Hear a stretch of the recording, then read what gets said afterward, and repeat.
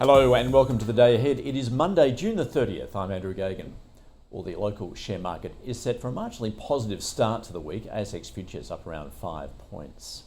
Global shares ended last week at record levels, buoyed by market optimism over signs of progress in US-China trade talks, with President Trump saying he doesn't think he'll need to extend the July 9th trade deadline he's imposed on trading partners. However, Canadian listed stocks turned negative after President Trump terminated trade negotiations with Canada. Well, Wall Street extended its rally on Friday, sending the S&P 500 and Nasdaq to all-time closing highs, although the breakdown in US-Canadian trade deals saw stocks pair gains, while risk appetite was further dented when President Trump said he would consider bombing Iran again.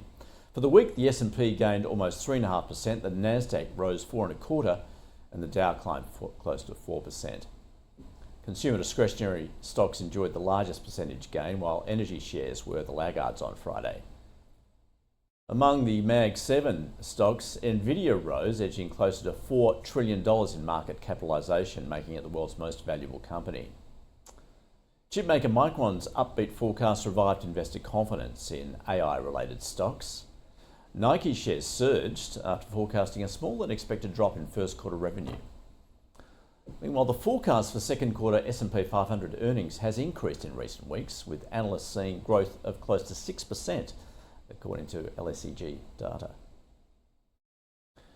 Well, the Republican-controlled US Senate has advanced President Trump's tax cut spending bill that would fund his immigration, border, tax cut and military priorities.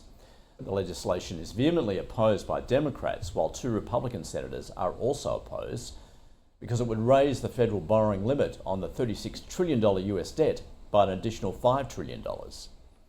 Meanwhile, President Trump said he was ending trade talks with Canada in response to the country's digital services tax on technology companies.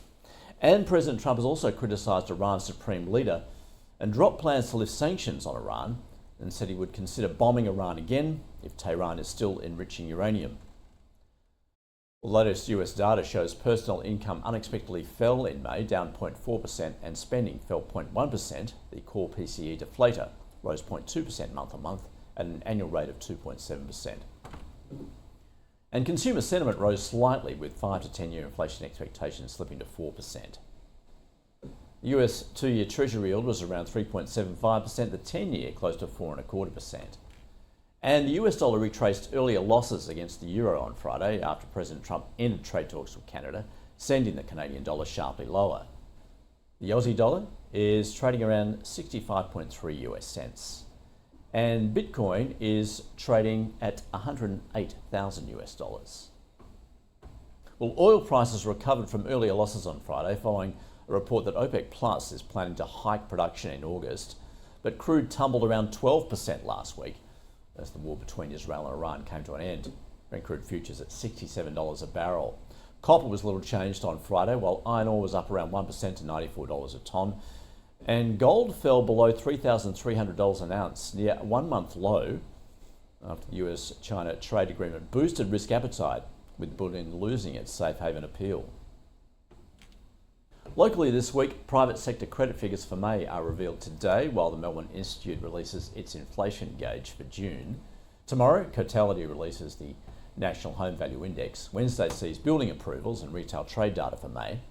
Thursday, international trade data, and Friday, the household spending indicator for May. Overseas today, China's PMIs for June, and tomorrow, the Caixin Manufacturing Index. In the States on Tuesday, Fed Chair Jerome Powell speaks, and the ISM Manufacturing Index is released along with US job openings. Wednesday, the US private payrolls report, and Thursday, the US non-farm payrolls, along with the ISM Services Index. And on Friday, US markets are closed for Independence Day. That is your week ahead. See you again tomorrow.